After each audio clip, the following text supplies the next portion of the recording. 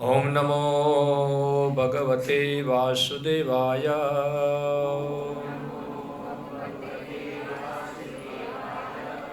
ओम नमो भगवते वासुदेवाय।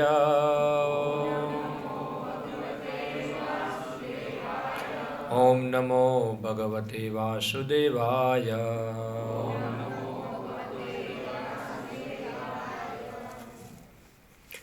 श्रीमद् भगवत गीता यथारूप अध्याय 2 श्लोक संख्या 14।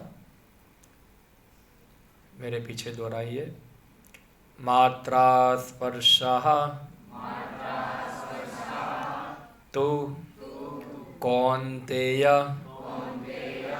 शीत उष्ण सुख दुख दा आगम अपायिनः अनित्यः तान् तितिक्षव भारत।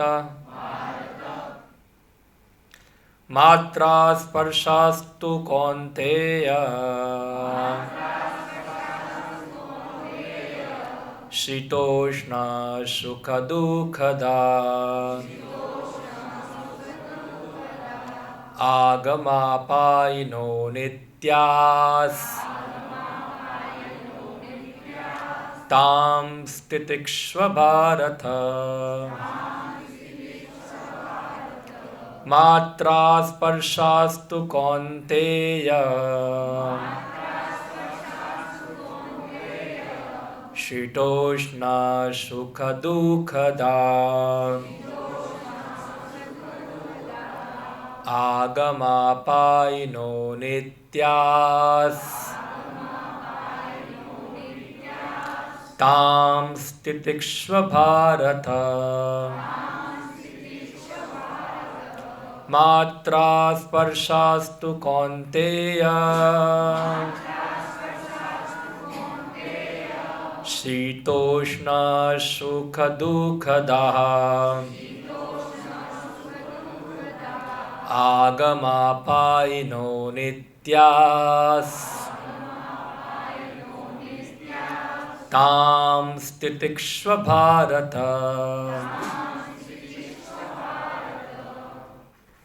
शब्दार्थ। मात्रा स्पर्शः इंद्रिय विषय तो केवल कौन्तेय हे कुंती पुत्र शीत जाड़ा उष्ण ग्रीष्म सुख सुख दुख तथा दुख दाह देने वाले आगम आना अपायिनः जाना अनित्यः क्षणिक तान उनको तितिक्षव सहन करने का प्रयत्न करो। भारत हे भरतवंशी। अनुवाद एवं तात्पर्य कृष्ण कृपा मूर्ति अभय चरणारविंद भक्ति वेदांत स्वामी शिल प्रभुपाद जी के द्वारा। हे कुंती पुत्र, सुख तथा दुख का क्षणिक उदय तथा काल क्रम में उनका अंतर्ध्यान होना सर्दी तथा गर्मी की ऋतुओं के आने जाने के समान है। हे भरतवंशी, हे वे इंद्रिय बोध से उत्पन्न होते हैं और मनुष्य को चाहिए कि अविचल भाव से उनको सहन करना सीखे। तात्पर्य। कर्तव्य निर्वाह करते हुए मनुष्य को सुख तथा दुख के क्षणिक आने जाने को सहन करने का अभ्यास करना चाहिए। वैदिक आदेश अनुसार मनुष्य को माघ यानी कि जनवरी फरवरी के मास में भी प्रातःकाल स्नान करना चाहिए। उस समय अत्यधिक ठंडी पड़ती है, किंतु जो धार्मिक नियमों का पालन करने वाला है वह स्नान करने में तनिक भी झिझकता नहीं। इसी प्रकार एक गृहिणी भीषण से भीषण गर्मी के ऋतु में मई जून के महीने में भोजन पकाने में हिचकिचाती नहीं। जलवायु संबंधी असुविधाएं होते हुए भी मनुष्य को अपना कर्तव्य निभाना होता है। इसी प्रकार युद्ध करना क्षत्रिय का धर्म है, अतः उसे अपने किसी मित्र या परिजन से भी युद्ध करना पड़े तो उसे अपने धर्म से विचलित नहीं होना चाहिए। मनुष्य को ज्ञान प्राप्त करने के लिए धर्म के विधि विधान पालन करने होते हैं, क्योंकि ज्ञान तथा भक्ति से ही मनुष्य अपने आप को माया के बंधन से छुड़ा सकता है। अर्जुन को जिन दो नामों से संबोधित किया गया है वे भी महत्वपूर्ण है। कौन्तेय कहकर संबोधित करने का यह प्रकट होता है कि वह अपनी माता की ओर मातृकुल से संबंधित है, और भारत कहने से उनके पिता की और पितृकुल से संबंध प्रकट होता है। दोनों ओर से अब उसको महान विरासत प्राप्त है। महान विरासत प्राप्त होने के फलस्वरूप कर्तव्य निर्वाह का उत्तरदायित्व आ पड़ता है, अतः अर्जुन युद्ध से विमुख नहीं हो सकता। ओम अज्ञानतिमिरन्धस्य ज्ञानञ्जनशलाकया चक्षुरुन्मीलितं येन तस्मै श्रीगुरुवे नमः। श्रीचैतन्यमनोभीष्टं स्थापितं येन भूतले स्वयं रूपः कदा मह्यं ददाति स्वपदान्तिकं। वन्देऽहं श्रीगुरो श्रीयुतपदकमलं श्रीगुरुन् वैष्णवांश्च श्रीरूपं साग्रजातं सहगणरघुनाथान्वितं त्वं सजीवं साद्वैतं सावधूतं परिजनसहितं कृष्णचैतन्यदेवं श्रीराधा कृष्णपादान् सहगणललिता श्रीविशाखान्वितांश्च श्रीकृष्णचैतन्य प्रभु नित्यानन्द श्री अद्वैत गदाधर शिवासादि गौरभक्तवृन्द। हरे कृष्णा कृष्णा कृष्णा हरे हरे, हरे राम राम राम हरे हरे। मात्रा स्पर्शास्तु कौन्तेय शीतोष्ण सुख दुःखदा आगमा पायिनो नित्यास्तां प्रतीक्ष्व भारत। तो ये भी एक गीता का बहुत प्रचलित श्लोक है। इससे पहले हमने देखा भगवान कृष्ण अर्जुन को गीता का उपदेश देना प्रारंभ किए। पहला ही उपदेश दिया भगवान ने अर्जुन को कि जितने भी लोग यहाँ मौजूद हैं सब लोग पहले भी थे, आज भी है, बाद में भी रहेंगे। तुम भी पहले थे, आज भी हो, कल भी रहोगे। यानी कि भगवान बता रहे कि हर आत्मा अपने व्यक्तिगत रूप के अंदर क्या होता है, हमेशा विद्यमान रहता है। फिर भगवान बताते हैं देहिनोऽस्मिन् यथा देहे कौमारम यौवनम जरा तथा देहांतर प्राप्तिर् धीरस्तत्र न मुह्यति। हमें देखा था इससे पहले श्लोक के अंदर कि हमेशा हमारा शरीर का क्या होता है, परिवर्तन। प्रत्येक क्षण हम शरीर को परिवर्तन करते हैं, और एक बड़ा परिवर्तन होगा जब हम ये शरीर छोड़कर अन्य शरीर में जाएंगे। मगर जो धीर व्यक्ति है वो इस प्रकार के परिवर्तन से विचलित नहीं होता। तो यहाँ जो मुख्य विषय है विचलित होना, विचलित होना। सामान्य रूप से जिन लोगों को ज्ञान नहीं है, जो अज्ञानी है, जब हम ज्ञान की बात करते हैं तो हमको समझना चाहिए आध्यात्मिक ज्ञान। ऐसा नहीं कि जो पढ़ा लिखा नहीं है वो ज्ञानी है। पढ़ा लिखा नहीं होगा वो भी ज्ञानी हो सकता है, अगर उसको पता होगा शरीर, आत्मा, कर्म, भगवान ये सब क्या है, तो वो भी क्या है, वो ज्ञानी है। मगर कोई व्यक्ति कितना पढ़ा लिखा भी क्यों ना होगा, मगर उसको शरीर क्या है, आत्मा क्या है, परमात्मा क्या है, भगवान क्या है, कर्म क्या है, ये सब पता नहीं है, तो व्यक्ति इतना पढ़ लिखने के बाद भी क्या है, वो अज्ञानी ही है। जैसे आजकल के बड़े बड़े साइंटिस्ट लोग हैं, कितना बड़ा बड़ा रिसर्च करते हैं, अगर उनको पूछो मृत्यु के बाद क्या है, उनको कुछ पता नहीं है, यानी कि पूरा ज्ञानी है वो। तो यहाँ धीर व्यक्ति यानी कि ऐसा व्यक्ति जो ज्ञानी है, जो समझदार है, जो ये जगत की परिस्थितियों को जानता है। हाँ, उनको पता है कि हर जो व्यक्ति जन्म लिया है वो मरने वाला है,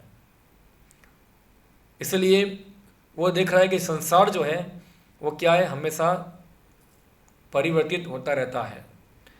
तो कोई परिवर्तन होगा तो उससे वो व्यक्ति विचलित नहीं होगा, उसको कहते धीर। हाँ, धीर यानी कि जब ऐसा स्थिति आए कि व्यक्ति वो डिस्टर्ब हो जाए, डिस्टर्बेंस आ जाए, वो परिस्थिति में भी क्या रहेगा, वो धीर रहेगा, समान रहेगा। फिर भगवान बताते कि ये जगत का स्वभाव क्या है, क्यों धीर रहना है और कौन धीर रहने के लिए क्या करना पड़ेगा हमको।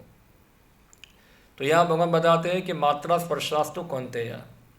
मात्रा यानी कि हमारी इंद्रियाँ, जो कुछ भी इंद्रियों के स्पर्श से व्यक्ति को अनुभव होता है, सुख या दुख,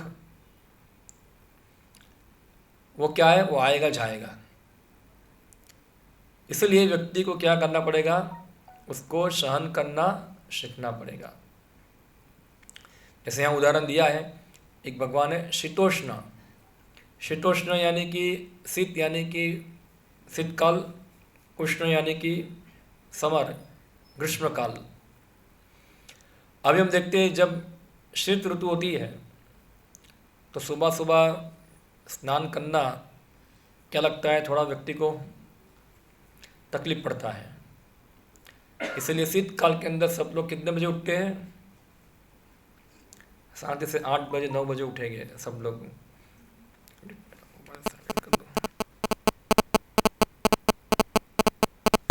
सब लोग 8-9 बजे सब लोग उठते हैं, क्योंकि सुबह सुबह ठंडी में स्नान करना क्या है, वो कष्टदायक है। और इस प्रकार थोड़े समय के बाद गर्मी आती है तो वही पानी जो ठंडा था, जो पहले कष्टदायक था, अभी क्या लगता है, बहुत आनंदप्रद लगता है पूरा। क्यों? क्योंकि पानी वही है, हम भी वही हैं, मगर परिस्थितियाँ चेंज हो गई तो हमारी इंद्रियाँ जो है एक परिस्थिति के अंदर क्या प्राप्त करती है, सुख, और एक परिस्थिति के अंदर वो क्या प्राप्त करती है, दुख। इसलिए जगत को कहते हैं द्वंद्व। क्या कहते हैं? द्वंद्व, द्वैत। ये जगत द्वैत वाला है। हर चीज़ जो है 2 प्रकार की होती है। सुख है तो सामने क्या है, दुख है। अच्छा है तो क्या है, सामने बुरा है। गर्मी है तो क्या है, ठंडी है। तो ये सब द्वैत कहते हैं।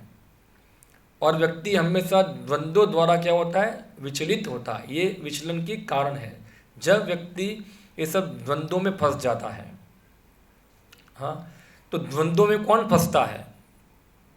ऐसा व्यक्ति जो व्यक्ति को उच्च आध्यात्मिक ज्ञान नहीं है, जिनका लक्ष्य आध्यात्मिक नहीं है, वो व्यक्ति द्वंद्व द्वारा फंसा जाता है और इस प्रकार ज़्यादा डिस्टर्ब होता है।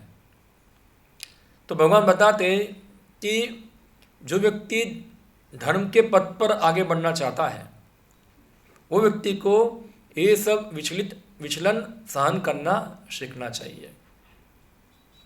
देखो, सबको सहन तो करना ही है, कोई सहन के बिना रह सकता नहीं है, आपको सहन तो करना ही पड़ेगा। मगर आप देखो, जब किसी व्यक्ति का उच्च लक्ष्य होगा, हाँ, तो ये छोटे छोटे डिस्टर्बेंस जो होंगे उससे वो ज़्यादा विचलित नहीं होगा। चलो, जैसे कोई व्यक्ति के घर पे चोरी लग गई, 10 लाख रुपए लेके चले गए, क्या करेंगे? 10 लाख रुपए चला गया तो 10 साल तक रोता रहेगा वो। या तो फिर उसको 10 लाख की लॉटरी लग गई, 10 साल तक क्या करेगा? वो सुखी रहेगा वो। तो यानी कि समझना है, संसार के अंदर सुख और दुख जो है ये सब असत्य है। क्या है ये? असत यानी कि वो है, इसका अस्तित्व क्षणिक है, ये धूप छाव की जैसा है। हाँ, क्योंकि ये सब सुख दुख जो है वास्तव में आत्मा के सुख दुख नहीं है, वो विशेष परिस्थिति के अंदर इंद्रियों को ये चीज़ अच्छी लगती है और विशेष परिस्थिति में ये चीज़ बुरी लगती है। जैसे गुलाब जामुन सबको खाने के लिए देंगे तो क्या लगेगा सबको, लाओ लाओ शरबत लाओ, ज़्यादा क्या है खा लो। मगर अगर पेट खराब है और गुलाब जामुन रख दो सामने तो क्या होगा फिर, खाओ मुंह में डाल के खिलाऊंगा ऐसे खाओ, तो क्या होगा, कोई खाने को पसंद नहीं का। इवन चलो पेट भी खराब नहीं है, आप गुलाब जामुन सामने रखा है और आपको मुंह में पानी आ रहा है फर्स्ट क्लास, बस गुलाब जामुन उठाया मुंह में डालने वाला ही है और एक फ़ोन आता है, आप फ़ोन पे बात करते हैं कि आपका घरवाली या घरवाला बेटा मर गया, तो गुलाब जामुन मुंह में जाएगा, वो टेस्ट चला क्या चला वही गुलाब जामुन है ना। हाँ, अभी क्या बोल दिए, कोई मर गया, तो पहले जो गुलाब जामुन देख के पानी आ रहा था, अभी पानी सब सूख जाएगा अंदर, अभी पानी आएगा, क्योंकि मन क्या हो गया, पूरा विचलित हो गया। इसलिए जगत के अंदर ये जगत का स्वभाव ही है, हाँ, डिस्टर्बेंस होना। इसलिए श्रीमद् भागवत में श्लोक है, हाँ, श्रमाशिता ये पाद पल्लव प्लवम महत्पदम पुण्य यशो मुरारे भवाम बुद्धि वत्स परम पदम पदम पदम पदम यद विपदाम न तेषाम। ये ब्रह्मा जी बताते हैं श्लोक, हाँ, कि जगत की स्थिति कैसी है। श्रमाशिता ये पाद पल्लव प्लवम, जिन लोगों ने भगवान का चरण कमलों का आश्रय ग्रहण किया है, हाँ, क्षमाश्रित इसका अर्थ होता है जो लोग भगवान का आश्रय में गए हैं, जो उनके चरण कैसे हैं, पाद पल्लव प्लवम, पल्लव का मतलब होता है कमल, जानते हैं पल्लव नाम प्रख्यात है गुजरात के अंदर भी, और प्लवम का मतलब क्या होता है, नाव। जिनकी चरण कमल जो है वो कैसे नाव के समान है, और ये व्यक्ति इन नावों का क्या किया है, आश्रय ग्रहण किया है। भवाम बुद्धि वत्स परम पदम पदम, तो जो इनके लिए जो मुक्ति है, भवसागर है। सामान्य लोगों के लिए भवसागर क्या होता है, बहुत बड़ा होता है। आप देखो यहाँ सागर, आप देखो कितना बड़ा है, द्वारका जाएंगे कितना बड़ा सागर है, आप तैर के जा सकते हैं, कुछ तैरना हो तो, कितना बड़ा अच्छा तैराकी क्या ना हो, तैर के जा पाएगा नहीं। ये सागर तो बहुत छोटा है। सबसे बड़ा सागर क्या है, भव सागर। ये भव सागर का होता है जन्म मृत्यु जरा व्याधि का सागर। तो सोचो आप, ये सागर के अंदर कितना पानी होगा, कितना लीटर होगा, हाँ।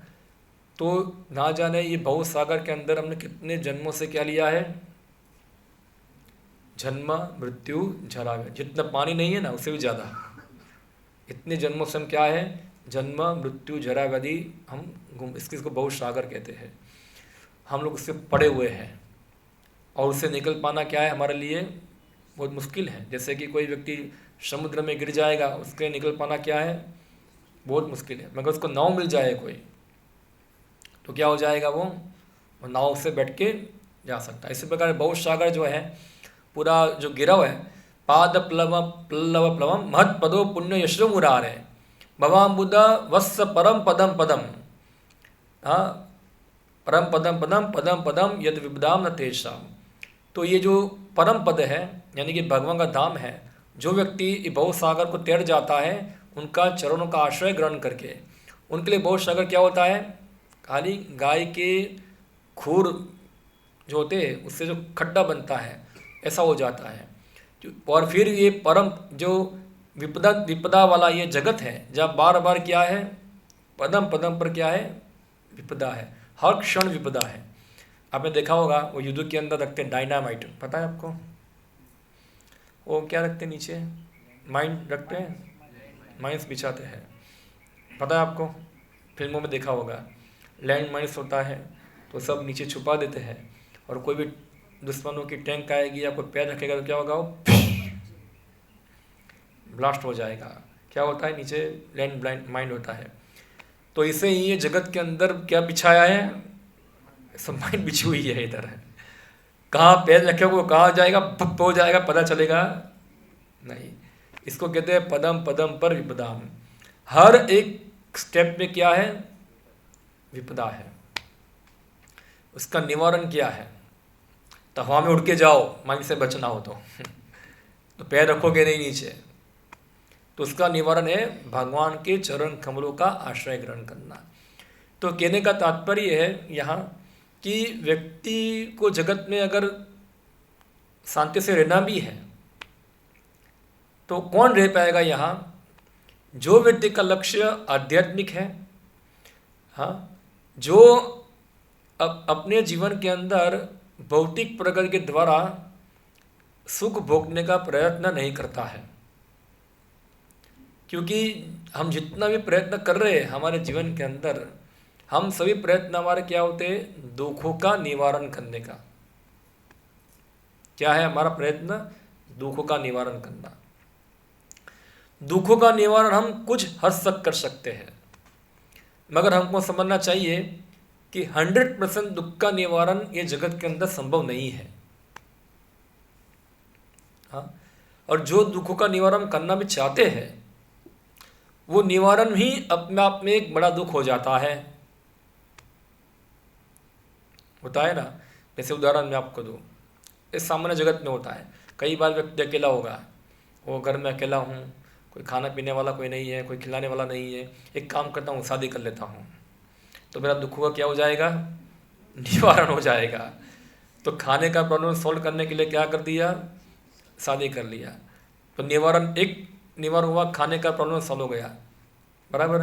पर वो निवारण करने में क्या हो गया, और दूसरे बार प्रॉब्लम आ गए। फिर पहले क्या अकेला होता है ना, तो एक व्यक्ति बीमार पड़ता है तो उसका एक दिन बिगड़ता है।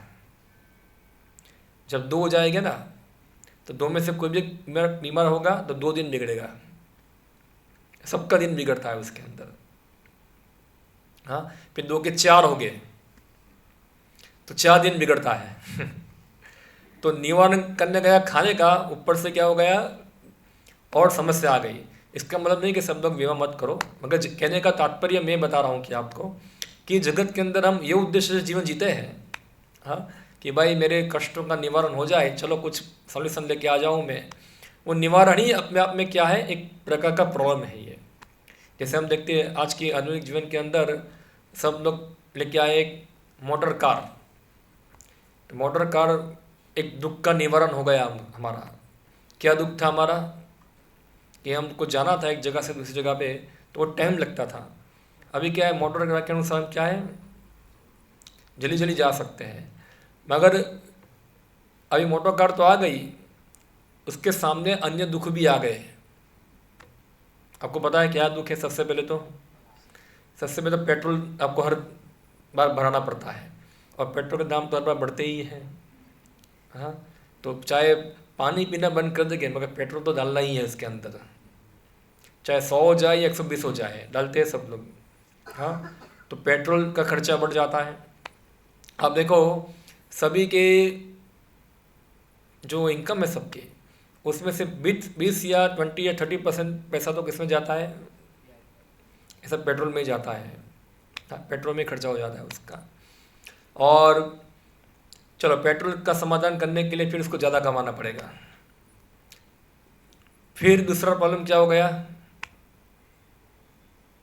पॉल्यूशन एक बड़ा प्रॉब्लम है आजकल। तो अभी क्या करो, जितनी पेट्रोल वाली गाड़ी है सब बेच दो और सब लोग क्या कर दो, ई व्हीकल ले लो, ऐसा है। तो सोचते कि प्रॉब्लम सॉल्व हो जाएगा ये, तो पॉल्यूशन बढ़ गया इतना। अब देखो पॉल्यूशन अभी इतना बढ़ रहा है दुनिया में, इसके कारण एटमॉस्फेयर भी क्या हो रहा है, धीरे चेंज हो रहा है, पूरा जलवायु परिवर्तन हो रहा है। सब लोग नारा लगाते हैं ना, अभी जलवायु परिवर्तन हो रहा है, इतना पॉल्यूशन हो रहा है, कारों के कारण, सब अलग अलग प्रकार का पॉल्यूशन है। तीसरा प्रॉब्लम क्या हो गया, एक्सीडेंट का। गाड़ी लेके जाएंगे, चलो आप तो ठीक से चला रहे हैं, सामने वाला थोड़ा ठीक से चला रहा है वो आप उसको गुस्सा देंगे, वो आपको गुस्सा देगा। किधर कोई भी टक्कर हो जाती है। और आजकल तो बन रहे हाईवे कितने लेन के, 6 लेन। यहाँ तो 6 लेन भारत में है, आप यूएस में जाओगे वहाँ 10-10, 12-12 लेन का हाईवे होता है। और वहाँ गाड़ी की स्पीड होती है कम से कम 70 माइल 80 माइल की स्पीड होती है। कितना किलोमीटर हुआ 80 माइल, यानी कि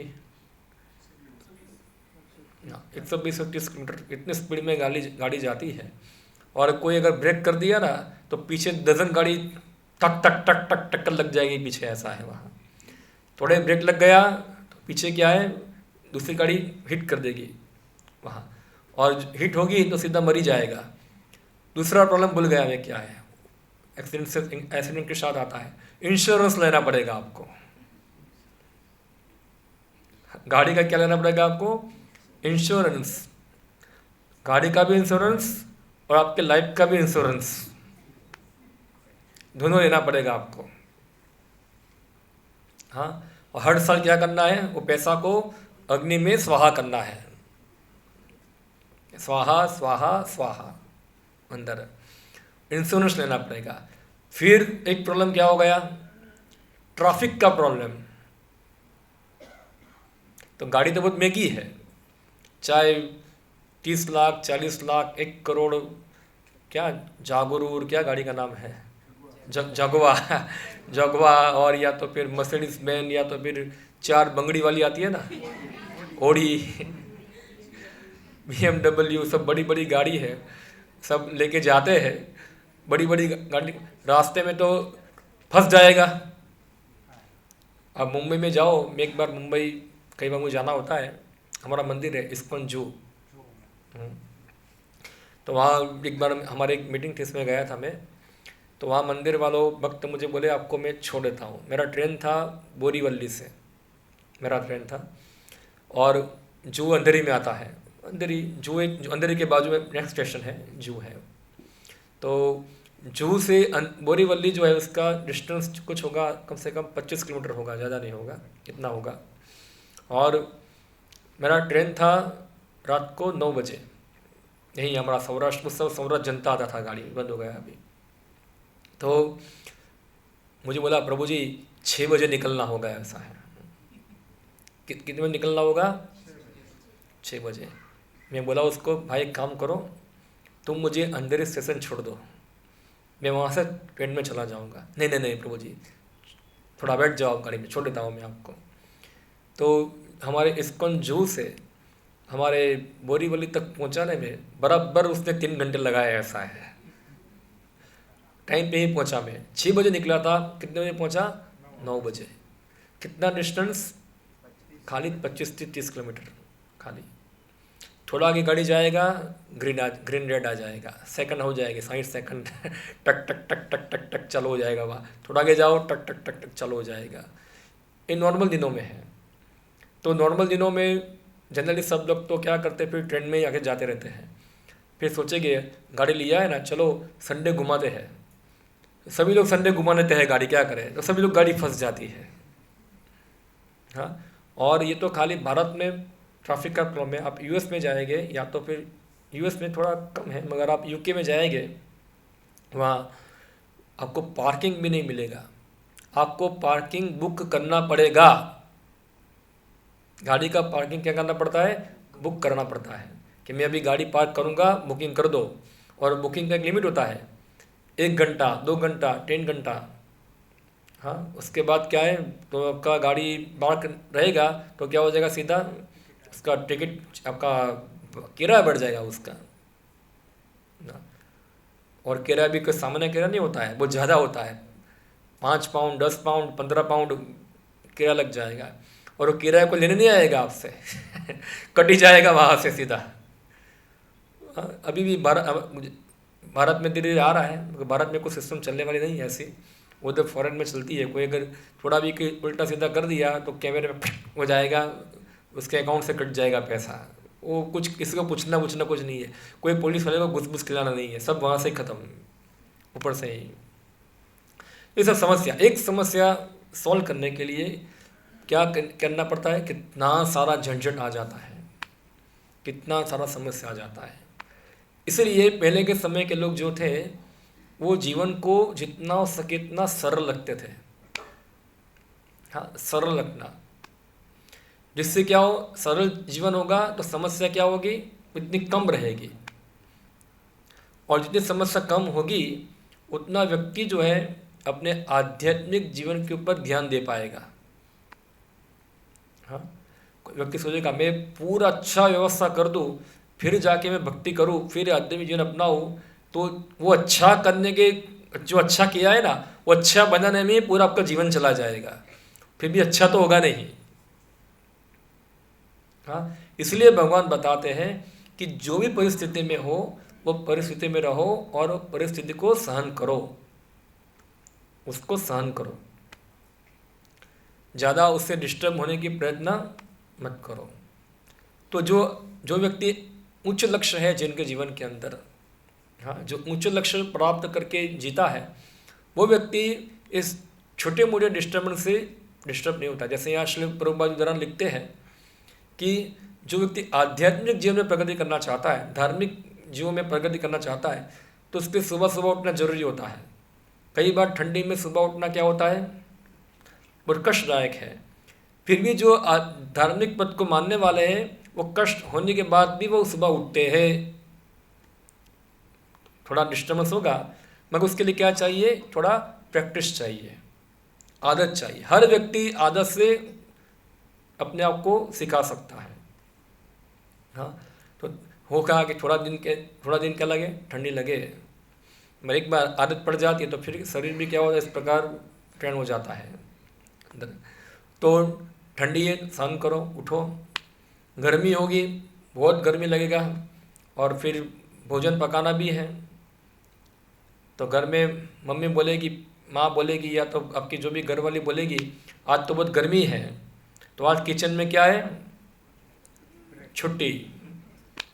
चलेगा ऐसा? आजकल चल जाएगा, आजकल मोबाइल में क्या करेंगे, वो जोमेटो में डाल देगा, ऐसा है।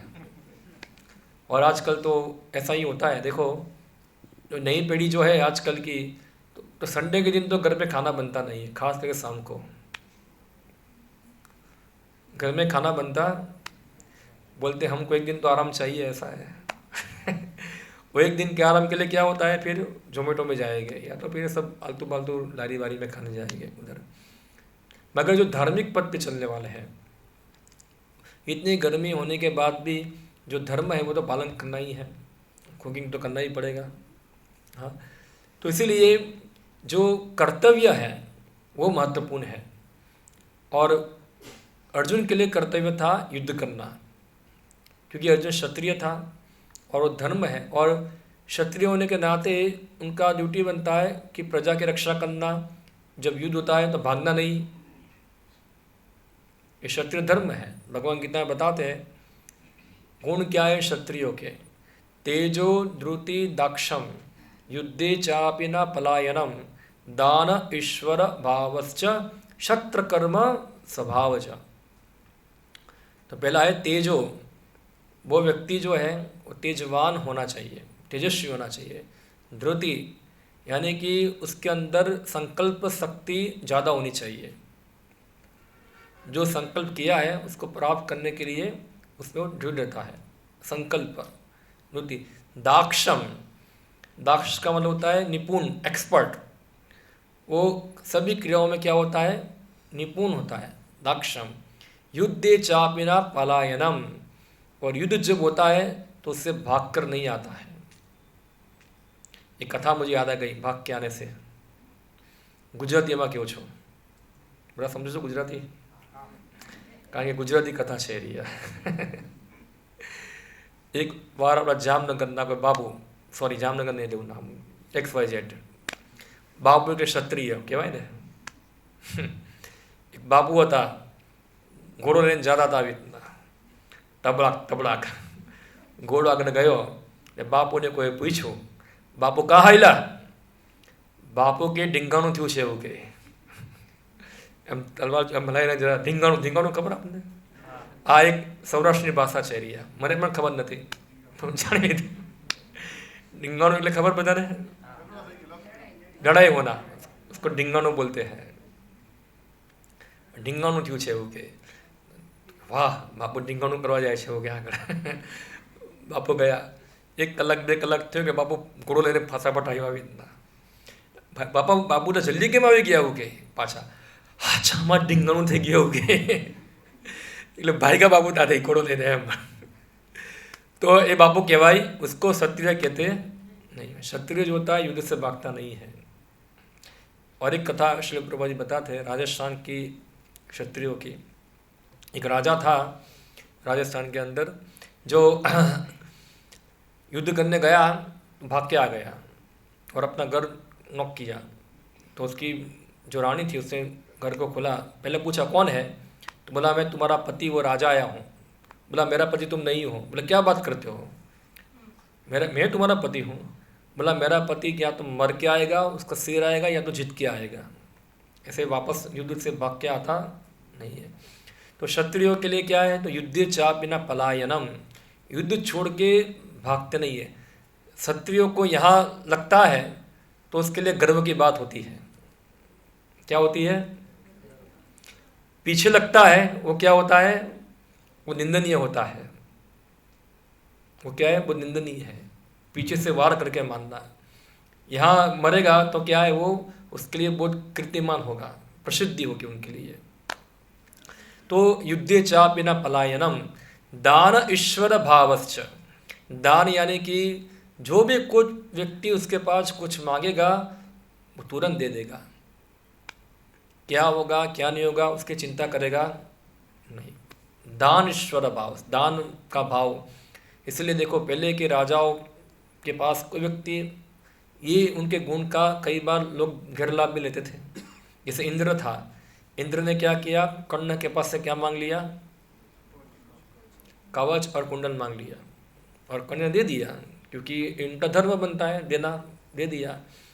उसी प्रकार हम देखते एक महाराज शिवी थे, नाम सुना होगा आपने, महाराज शिवी करके थे। उनकी परीक्षा करने के लिए इंद्र और अग्नि दोनों आए, और एक इंद्र बन गया गीध बन गया, और जो अग्नि बन गए कबूतर, और गीध जो था वो कबूतर को खाने के लिए आया।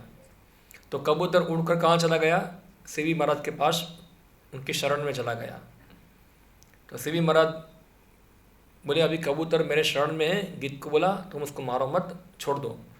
गिद्ध बोला देखो ये मेरा भोजन है, जिस प्रकार आप कबूतर की रक्षा कर रहे हैं इस प्रकार मेरी रक्षा करना भी क्या है, आपका कर्तव्य है। तो मेरा भोजन का किया,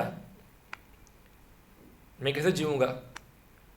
तो श्री महाराज ने बोला ठीक है काम करो, एक कबूतर के बदले में मैं मेरे शरीर में से इतना मांस तुमको निकाल कर दे देता हूँ, तुम उसको खा लो। बोला ठीक है डन। और कबूतर को ताजू में रखा और उन्होंने अपना कुछ मांस काट के वहाँ रख दिया। मगर एक कबूतर क्या था, अग्निदेव थे, तो वजन बढ़ा दिया उन्होंने तो क्या हुआ, इक्वल हुआ नहीं, और काटा और काटा, बहुत सारा मांस काट दिया शरीर से ला ला के तोलने के लिए। और ऐसे इंद्र और जो अग्नि थे उनके जो आश्रय और दान देने का भाव जो था उससे क्या हुए, वो प्रसन्न हुए। हाँ, और फिर उस प्रकार उनकी कृति बढ़ी शिवी महाराज की। उसी प्रकार हम देखते हैं श्रीमद् भागवत में आता है महाराज बलि, दान वीर बलि। हाँ, बलि का नाम का अर्थ होता है क्या है, बलिदान करना उनका नाम का अर्थ यही है। तो वो भी बहुत दानशील थे, क्षत्रिय थे। हाँ, 3 लोगों के स्वामी थे, और उनके पास खुद भगवान आए। वो भी एक चाल थी भगवान की, उनके पास दान मांगा, क्या मांगा, 3 पैर भूमि मांगी। बलि महाराज बोले क्या पागल जैसी बात करते हो, मांगना तो कुछ बड़ा मांगो, कुछ एक लोग मांग लो, ये मांग लो, ये सब क्या 3 पैर भूमि मांग रहे हो। हम लोग बहुत संतुष्ट ब्राह्मण हैं, ऐसा है, 3 पैर के अंदर ही झीले गए हैं। और शुक्राचार्य जो थे वो मना किया, इसको मत दो, ये विष्णु है, वो ठग कर ब्राह्मण बन के आया है। और खास करके क्षत्रिय के पास कोई ब्राह्मण जाएगा मांगने के लिए तो मना कर सकते नहीं है। बलि महाराज बोले नहीं नहीं, भले विष्णु क्यों ना हो, मेरे पास याचक रूप में आए, उनको खाली हाथ में कैसे जाने दूंगा, ऐसा है, वो तो कुछ ना कुछ देना ही पड़ेगा उनको। और फिर शुक्राचार्य बताते तुम ऐसा करो, तुमने अभी वचन मुंह से बोला है मगर प्रतिज्ञा ली नहीं है। जनरली क्या होता है कि जब कोई वचन देना होता है तो हाथ में पानी डाल के प्रतिज्ञा लेनी पड़ती है, संकल्प लेना पड़ता है कि अभी मैं आपको दूंगा। तुमने लिया नहीं है, इसलिए तुम क्या करो, और देखो तुम गृहस्थ हो, और गृहस्थ होने के नाते धर्मशास्त्र बताते हैं कि अपनी आजीविका खतरे में रखकर दान देना वो तो कोई धर्म नहीं है। कौन बताया ये? शुक्राचार्य। इसलिए तुम उसको मना भी करोगे तो तुमको पाप लगेगा नहीं। तुम क्या करो, ऐसा बोल दो कि मेरे घर में कुछ है नहीं, या तो लो 1 रुपया लो, लेके चले जाओ यहाँ से। ऐसा ही करते हैं ना सब लोग, अपनी आजीविका खतरे में रखकर खुद दो मत, ये धर्म बताता है। तो शुक्राचार्य जो थे वो कर्मकांडी ब्राह्मण थे, इसलिए क्या होता है वो ये सब मेरा क्या होगा वो पहले ध्यान रखते हैं ये, क्योंकि उनकी भी जीविका कैसे चलती थी, बलि महाराज के कारण ही चलती थी। मगर बलि महाराज बताए नहीं नहीं नहीं, जो भी हो, अगर वो मेरे पास मांगने के लिए आए हैं तो मुझे देना ही पड़ेगा। हाँ, और फिर हम देखते हैं कि भगवान वामन देव ने तो पूरा 2 ही पैरों में सब कुछ ले लिया उनसे, कुछ बाकी रखा नहीं। और बलि महाराज को भगवान बताए कि देखो आपने संकल्प लिया तक 3 पैर भूमि देने का, 2 पैर में सब खत्म हो गया, यहाँ तो तुम्हारे पास देने के लिए बचा ही क्या है अभी, तुम तुम्हारा वचन पूरा कर पा रहे नहीं हो, तो तुम यानी कि अपने ये वचन को पूरा ना करने का पाप तुमको लगेगा, ऐसा है अभी, क्योंकि तुमने 3 पैर बोला था और तुम 2 पैर भी नहीं दे पाए, तुम्हारे पास 2 पैर भूमि, 3 पैर भूमि भी तुम्हारे पास नहीं है, ऐसा है, और तुम 2 पैर में सब मेरा खत्म हो गया। फिर बलि महाराज बोलते कोई बात नहीं, मेरे पास एक संपत्ति है, ये मेरा शरीर जो है, हाँ, वो तीसरा पैर बन जाए, तीसरी जगह पे तीसरा पैर रख दो वहाँ, तो क्या हो गया, मैं भी आ गया और ये सब मेरा लोग भी आ गया, सब क्या हो गया अभी, आपका हो गया, अभी आपकी संपत्ति हो गई अभी। तो इस प्रकार से जो बलि महाराज जो है वो दान भाव, एक्चुअली दान का परम लक्ष्य है भगवान को अर्पण करना। ऐसा जब भगवान बोलते यत् करोषि यत् जुहोसि, यत् करोषि यत् जुहोसि अश्नासि यत् तपस्वसि कौन्तेय तत्कुरु मदर्पणम्, जो भी कुछ तुम खाते हो पीते हो अर्पण करते हो मुझे दो। तो दान ईश्वर भावश्च शस्त्र कर्म स्वभावच, ये शास्त्र का यानी कि शस्त्र का स्वभाव है, और जो क्षत्रिय है, इसलिए अभी ऐसी स्थिति के अंदर कई बार व्यक्ति को धर्म के लिए अपने सगे संबंधी या मित्रों के साथ युद्ध करना होता है, धर्म की रक्षा करने के लिए। तो अर्जुन के लिए क्या था, एक धर्म संकट था। सामने कौन था? सामने उनके ही पितामह थे, भीष्म पितामह थे, उनके ही गुरु थे, द्रोणाचार्य थे, कृपाचार्य थे, सब सगे संबंधी थे, खास करके 3 लोग। और ये 3 लोग, धर्म बताता है कि 3 लोग वडील हैं, तो उनकी क्या होनी चाहिए, पूजा होनी चाहिए, उन पे वार होना चाहिए नहीं, ये भी एक धर्म है। और एक धर्म क्या है क्षत्रिय का, कि युद्ध भी करना है। तो कौन सा धर्म पालन करना है? तो अर्जुन को दुख होगा कि युद्ध के अंदर ये सब मर जाएगा तो क्या होगा, पर भगवान क्या बोलते, सहन करो, सहन करना पड़ेगा। और अर्जुन जो था, हम देखते हैं महाभारत में जब युद्ध भी चल रहा था तो अर्जुन पूरा फुल हृदय से युद्ध नहीं कर रहा था, पहले शुरुआत के अंदर, हाँ, फुल हृदय से युद्ध कर रहा नहीं था। वो बाण चला रहा है, खाली खेलते खेलते चला रहा है ऐसा, मगर फुल फ्लैग युद्ध नहीं कर रहा था। वो भीष्म पितामह के साथ लड़ नहीं पा रहा था, ऊपर से भीष्म उसको मार रहे थे, मगर वो क्या है, डिफेंस मोड में था, अटैक मोड में नहीं था। फिर भगवान कृष्ण को अर्जुन को जगाना पड़ा, तुम लड़ो वरना मैं जाऊंगा, ऐसा है, क्या करो। और फिर भगवान को लगा, भीष्म पितामह चले गए, फिर द्रोणाचार्य युद्ध में आ गए, फिर भी क्या कर रहा है वो, अभी भगवान बोले कुछ ऐसा करना पड़ेगा जिससे अर्जुन को क्रोध आए ज़्यादा थोड़ा। तो हम देखते हैं द्रोणाचार्य ने चक्रव्यूह रचा, उसमें किसको मार दिया? अभिमन्यु को। अभी अर्जुन को क्या आएगा? अभी क्रोध आएगा, अभी वो युद्ध करेगा, ऐसा है, वरना लड़ेगा नहीं फुल फ्लैग। तो हम देखते हैं सब युद्ध में होता है, सगे संबंधी के साथ लड़ना पड़ता है, कई बार अपनों की पनिशमेंट देना पड़ता है। तो इसलिए ज़्यादा महत्वपूर्ण क्या है? धर्म। जब यहाँ कर्तव्य की बात आती है, ड्यूटी की बात आती है, तो हमको समझना है ड्यूटी यानी कि जो भगवान द्वारा दिया गया कर्तव्य है उसकी बात हो रही है। आजकल की जो हम ड्यूटी देखते हैं समाज में चलती है, मैं ये हूँ, वो भी ड्यूटी है, मगर वो ड्यूटी भगवान द्वारा दिया हुआ ड्यूटी नहीं है। जो भगवान द्वारा प्रदान किया हुआ जो कर्तव्य है उसको वर्णाश्रम कहते हैं। हाँ, धर्मम तो साक्षात भगवत प्रणीताम। धर्म जो है साक्षात भगवान द्वारा बनाया हुआ है। तो 4 वर्ण और 4 आश्रम है, और 4 वर्ण और 4 आश्रम की ड्यूटी होती है।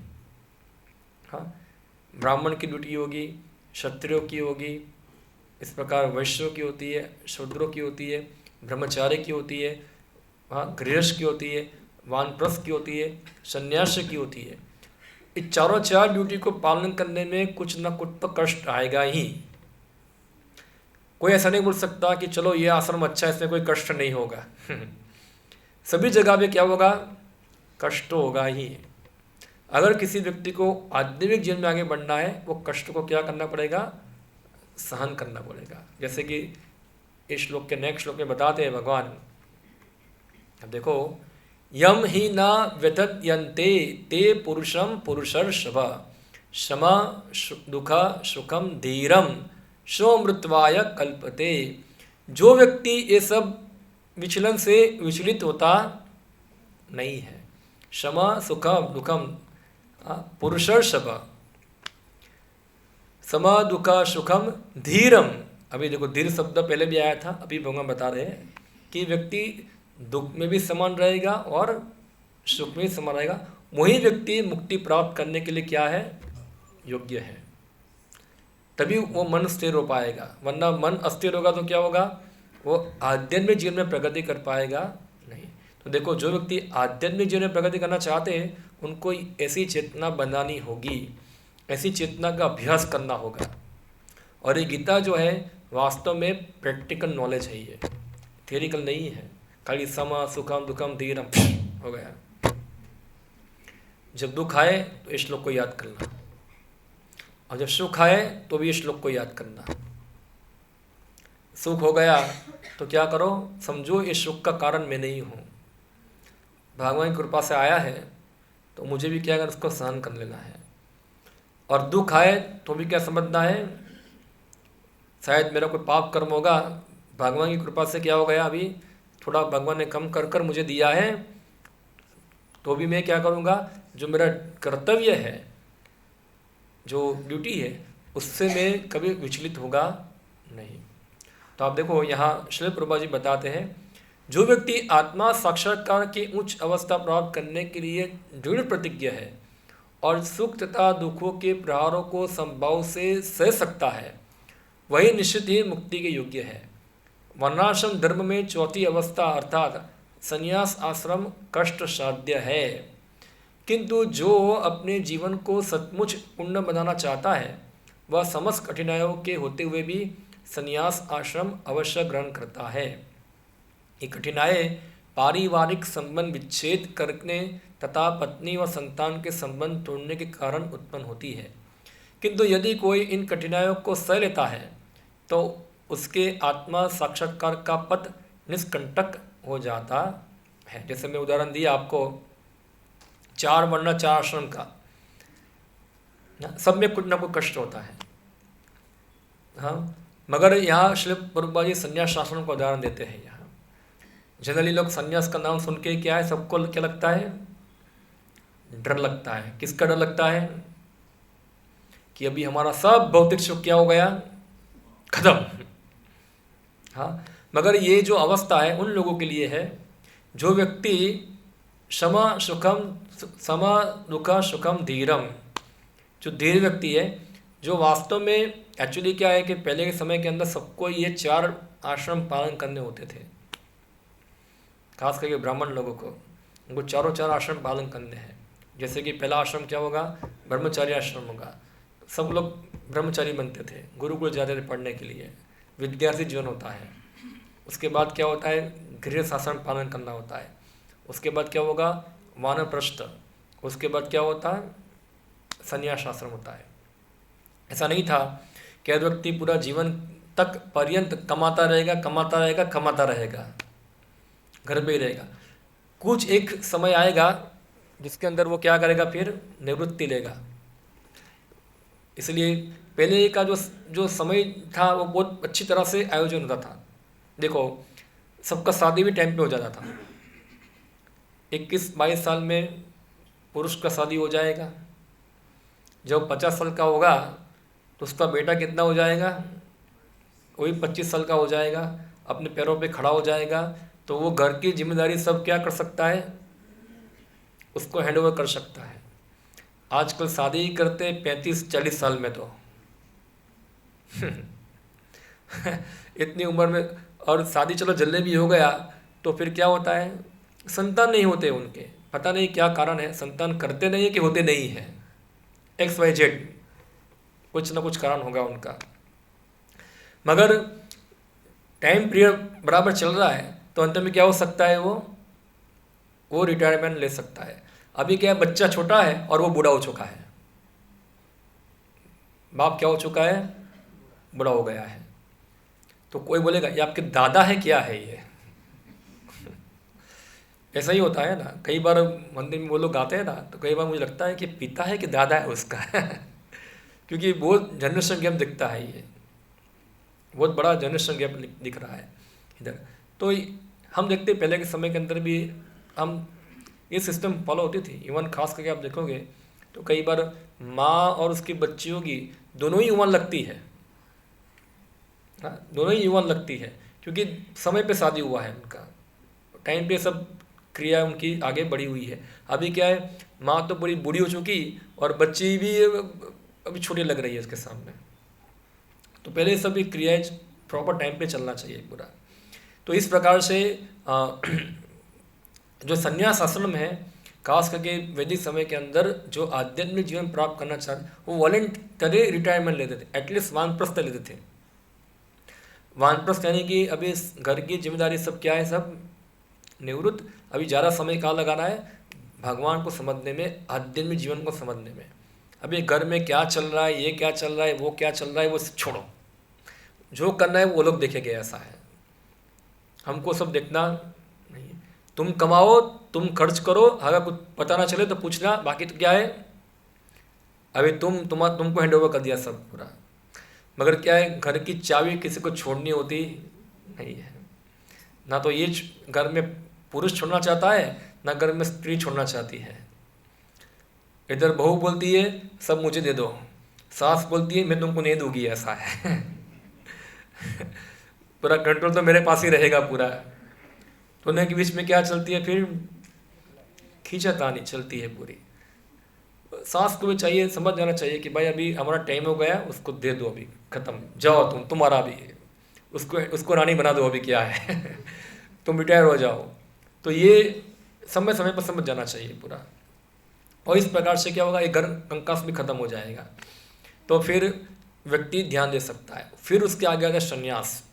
जब व्यक्ति और ज़्यादा मैच्योर होता है तो फिर संन्यास आश्रम ग्रहण करता है। अभी संन्यास आश्रम में सबसे बड़ा कष्ट क्या होता है, अपने परिवार को छोड़ना। हाँ, अपने परिवार को छोड़ना। देखो, ब्रह्मचारी आश्रम से ज़्यादा कष्टदायक क्या है, संन्यास आश्रम। कई बार हमको बोलते हैं कि आप लोग छोड़ के आपको दुख नहीं होता है। देखो, ब्रह्मचारी का दुख और सन्यासी का दुख में बहुत अंतर होता है। एक कोई व्यक्ति ब्रह्मचारी बनता है, ब्रह्मचारी में इसको हम ज्वाइन करता है, इसको जैसे हम लोग ब्रह्मचारी ज्वाइन करते हैं यहाँ, तो परिवारों के साथ इतना अटैचमेंट नहीं होता है। हाँ, अटैचमेंट होता है, इतना नहीं होता है। मगर जो विवाह किया है, जिसके बच्चे हैं, जिसको छोड़ना है ना, वो अटैचमेंट बहुत ज़्यादा होता है, बहुत ज़्यादा होता है। वो छोड़ना ना बहुत कष्टदायक होता है। ये व्यक्ति अपने माँ बाप को छोड़ सकता है, पत्नी बच्चे को छोड़ना ना वो तो बहुत उसके लिए डरावना लगता है पूरा। ये कैसे छोड़ पाएंगे उसको हाँ, क्योंकि बच्चे तो स्वाभाविक क्या होते, कमाने जाएंगे किसी और सिटी के अंदर तो माँ बाप को छोड़ना ही होगा उसको तो। और माँ बाप को नहीं छोड़ेगा, शादी करके बीबी इसको छोड़ा देगी उसको, क्योंकि अलग रहने चले जाएंगे तो छोड़ दिया ऑलरेडी वो तो अलग हो गया वहाँ से। मगर पत्नी बच्चे को छोड़ना, हाँ, तो फिर क्या है, बहुत कष्टदायक है ये। हाँ, बहुत मुश्किल होता है इसको काटना पूरा।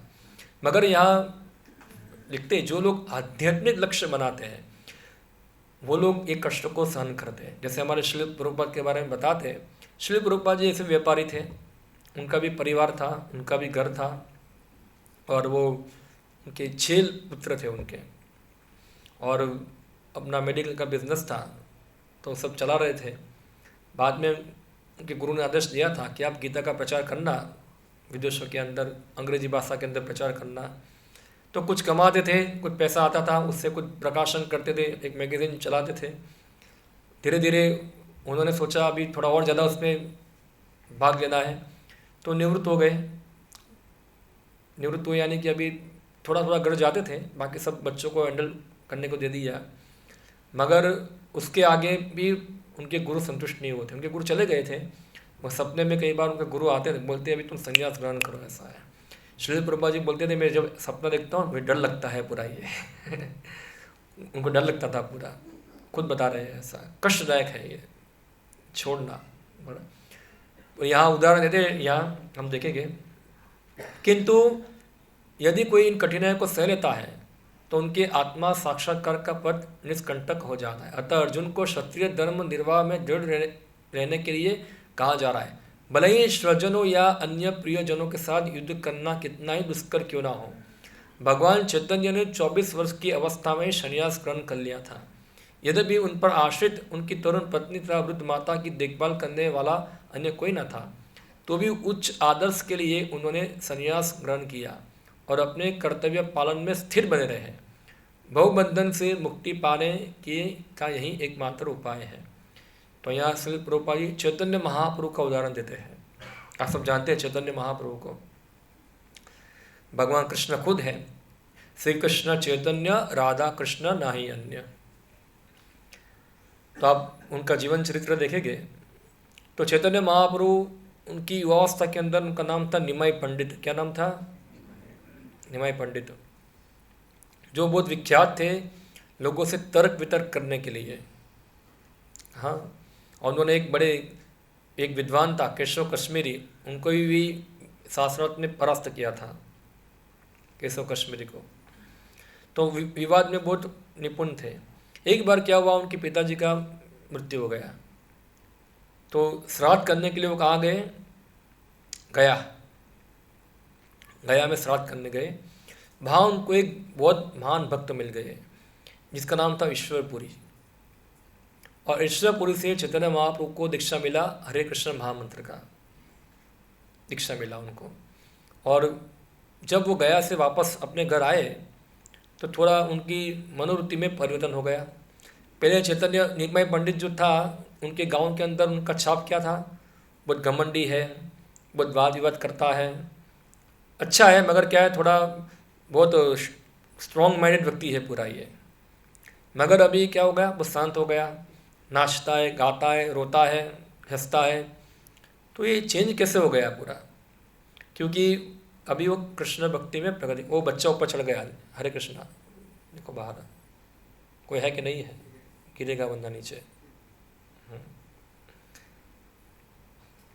तो वह इस प्रकार से उनका पूरा जीवन शैली चेंज हो गया। अभी क्या थे, उस समय वो पाठशाला चलाते थे, एक पाठशाला, उनकी पाठशाला थी एक, जहाँ गांव के बच्चे को पढ़ाते थे वो। और अभी भक्त बन गए तो पढ़ाने का स्टाइल भी उनका चेंज हो गया पूरा। अभी हर संस्कृत में पढ़ा रहे कृष्ण के संबंध के अंदर, उस प्रकार बच्चों को पढ़ाई कराते थे। एक बार क्या हुआ, वो इतने भक्ति भाव मग्न हो गए तो जोर जोर से बोल रहे गोपी गोपी गोपी गोपी, ऐसा बोल रहे थे। तो उनके साथ जो उनके सहपाठी, जो उनके साथ जो बच्चे पढ़ने आए थे, विद्यार्थी, वो निमाई को बोले, क्या गोपी गोपी बोलते हो, कृष्ण कृष्ण बोलो, ऐसा है, ये क्या गोपी गोपी बोल रहे हो पूरा ये सब। तो निमाई को गुस्सा आ गया, वो डंडा लेके उसको मारने उसके पीछे भागे, और सब पूरे गांव में भागे भागे भागे भागे। और फिर उनको थोड़ा बाह्य चेतना आ गया, तो फिर सब लोगों ने रोका, उसको मारो मत, अभी अब अपने आप को संभालो। फिर महाप्रभु को चेतना है, अभी क्या कर रहा हूँ, ये मारने क्यों चला गया। अभी जो विद्यार्थी लोग थे, इन लोगों ने सोचा ये निमाई ने हमारा अपमान कर दिया है, उनको मारने का प्रयत्न कर रहा है। हम लोग क्या करते हैं, हम लोग इकट्ठा उसको मारते हैं अभी। तो निमाई को लगा कि अगर मैं ऐसा ही रहूँगा, यहाँ इस प्रकार से रहूँगा, ये लोग मेरी भावनाओं को समझ पाएंगे नहीं, ऊपर से क्या करेंगे, वो मेरा अपमान करेंगे, और अपमान करेंगे तो क्या होगा, वो भक्ति से दूर जाएंगे।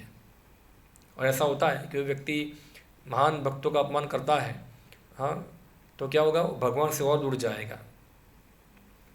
तो क्या करूं, क्या रास्ता है जिससे वो लोग बच पाए, वो लोग बचे, और उनको साथ साथ लोगों को सिखाना भी था, कृष्ण भक्ति का प्रचार भी करना था।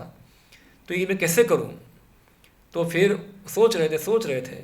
उस समय उनके गांव के अंदर, थोड़ा बाजू में गांव था कटवा करके, वहाँ केशव भारती नाम के एक सन्यासी आए थे, और महाप्रभु जाके बोला कि आप मुझे सन्यास दीजिए। ठीक है, यदि ना जाना। महाप्रभु ने किसको बताया नहीं, उनके बहुत सारे भक्त थे नवद्वीप के अंदर, किसको बताया नहीं, खाली 2-3 व्यक्ति जानते थे, एक मुकुंद, नित्यानंद और कुछ और भक्त थे। वो महाप्रभु एक बार रात को चले गए, सुबह उनका संन्यास होने वाला है, और जो भक्त वहाँ मौजूद थे वो रो रहे हैं, महाप्रभु को देखकर रो रहे हैं, क्योंकि वो संन्यास ले रहे हैं तो क्या हो, अभी तो पूरा चले जाएंगे ये गांव छोड़कर यहाँ से। और बाकी भक्तों को पता नहीं, जो भक्त थे वो देख रहे थे महाप्रभु संन्यास लेने से पहले उनको गंगा स्नान करना होता है, ये मुंडन करना होता है, और महाप्रभु के वो सुंदर बाल थे, हाँ, इतने घुंघले बाल थे उनके, और ये सब काट रहे थे। तो देखकर उनको क्या लग रहा, उनका हृदय फट रहा था पूरा अंदर से। और फिर किसी तरह उन्होंने संन्यास ग्रहण किया, और वो फिर 24 साल की उम्र के अंदर, और कहाँ चले गए, फिर वृंदावन जाने के लिए जा रहे। फिर आगे और कथा आती है विस्तार से, आपको पढ़ना है तो वो प्रेमावतार से चैतन्य महापुरुष तक पढ़ लेना है। हाँ, बीच बीच में थोड़ा मार्केटिंग करता हूँ उसका क्या है। ये पुस्तक पढ़ लेना आप, उसमें सब कथा लंबी बताई है पूरी क्या है। तो फिर वो गए वहाँ, महाप्रभु 24 साल की उम्र संन्यास ग्रहण कर लिया। अभी वैदिक समय में क्या था कि कोई व्यक्ति सन्यासी होता है ना, तो उसको प्रणाम करना होता है, ये एटिकेट है कि सन्यासी जो है सभी प्रकार के वर्ण आश्रम में सबसे श्रेष्ठ माना जाता है। सभी वर्णों में श्रेष्ठ है ब्राह्मण, ब्राह्मण को लोग सम्मान देते हैं, मगर सन्यासी जो है वो ब्राह्मण द्वारा भी क्या है, सम्मानीय है। हाँ, तो बाय डिफॉल्ट क्या होगा, अभी सन्यास ग्रहण कर लिया तो उनको क्या करना पड़ेगा, अभी सम्मान देना पड़ेगा उनको। तो अपराध से बच गए, सम्मान देने से क्या हो जाएगा, उनको कुछ ना कुछ उनको सुकृति मिलेगी, क्योंकि भगवान के भक्तों को सम्मान दे रहे हैं। और संन्यास लिया तो अभी उनकी बात जो बोलेंगे लोग उसको गंभीरता से लेंगे, कोई गंभीरता से इसको ग्रहण करेगा, वरना महाप्रभु को संन्यास लेने की आवश्यकता नहीं थी। कोई आवश्यकता नहीं, वो ऐसे ही तो उनका भक्ति प्रचार चल ही रहा था, मगर लोगों को सिखाने के लिए, उनका कर्तव्य पालन करने के लिए उनको ये कष्ट लेना पड़ा। और ऐसा नहीं, शास्त्र बताते हैं हाँ कि उनकी जो माँ है सची माता, प्रेमार्थ जगत माता थी, हाँ, और उनकी पत्नी शास्त्र लक्ष्मी थी। चाणक्य पंडित बताते हैं हाँ कि जो घर के अंदर, क्या श्लोक है वो, माता जो घर में माँ नहीं है, श्लोक भूल गया मैं, भार्या मधुर भाषिनी, जो घर के अंदर उसकी माता अच्छी नहीं है और भार्या यानी कि पत्नी अच्छा बोलने वाली नहीं है, वो व्यक्ति के लिए तुरंत ही घर छोड़ देना चाहिए, क्योंकि उसके लिए वन में रहो या घर में रहो एक ही है सब। कोई फर्क नहीं उसके लिए। माता यस्य नास्ति, सब श्लोक मिल गया हमें, मुझे याद नहीं है। हाँ, अभी चैतन्य महाप्रभु के दोनों ही अच्छा था। हाँ, अच्छी माँ भी थी और अच्छी उनकी आज्ञाकारी पत्नी भी थी उनकी। तो ऐसा सुख तो इंद्र को भी प्राप्त नहीं होता है जो उनके पास था। हाँ, और गांव के अंदर भी उनका रेपुटेशन था पूरा, अच्छे परिवार से थे। हाँ, मैं पंडित, ये सब होने के बाद भी उन्होंने क्या किया, जो कर्तव्य पालन करना था, कृष्ण भावनामृत का प्रचार करना था, उनके लिए ये सब उनको छोड़ना पड़ा था। तो कष्ट हुआ इधर, मगर कर्तव्य पालन करने के लिए क्या है, एक कष्ट लेना पड़ा उनको। तो ये बता रहा है कि सबसे महत्वपूर्ण है हमारा कर्तव्य, ड्यूटी, और ड्यूटी पालन करने में बाकी सब तो कष्ट आएगा ही है। तो इसके सिर्फ ध्यान देते ना समय हमको कर्तव्य पर ध्यान देना चाहिए। और सब हमारा सबका परम कर्तव्य है आध्यात्मिक जीवन में आगे बढ़ना। उसमें बहुत सारे कष्ट आएंगे और जाएंगे, मगर व्यक्ति को उससे विचलित होना नहीं है। जो विचलित होगा नहीं, वही व्यक्ति मुक्ति प्राप्त कर सकता है। देखो, मुक्ति प्राप्त करना कोई बच्चों का खेल नहीं है, भगवत धाम जाना कोई बच्चों का खेल नहीं है। खाली आप बस बैठो और भगवत धाम पहुँच गए, ऐसा है। कुछ तो कष्ट होगा, नो डाउट। पहले जैसा कष्टप्रद नहीं है। पहले के युगों के अंदर क्या था, बहुत कष्टदायक प्रोसेस थी। कलयुग के अंदर तो बहुत इजी पद्धति है, खाली नाचने से, कूदने से, प्रसाद देने से व्यक्ति भगवान के धाम जा सकता है। मगर फिर भी ये जगत की स्थिति ऐसी है कि नाचना, कूदना, खाना पीना में भी लोग कष्ट डालते हैं अंदर। वो होगा, ये जगत ही ऐसा है पूरा। तो इसमें व्यक्ति को विचलित हुए बिना क्या करना है, अपने जो भक्ति जीवन है उस पर स्थिर रहना चाहिए।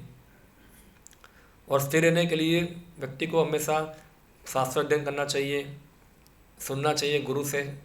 और इस प्रकार से क्या होगा, व्यक्ति अपने कर्तव्य में दृढ़निष्ठ रहेगा। ओके, तो अब समय हो रहा है, मैं यहाँ समाप्त करता हूँ। हरे कृष्णा। किसी का कोई प्रश्न हो विषय के ऊपर तो पूछ सकते हैं।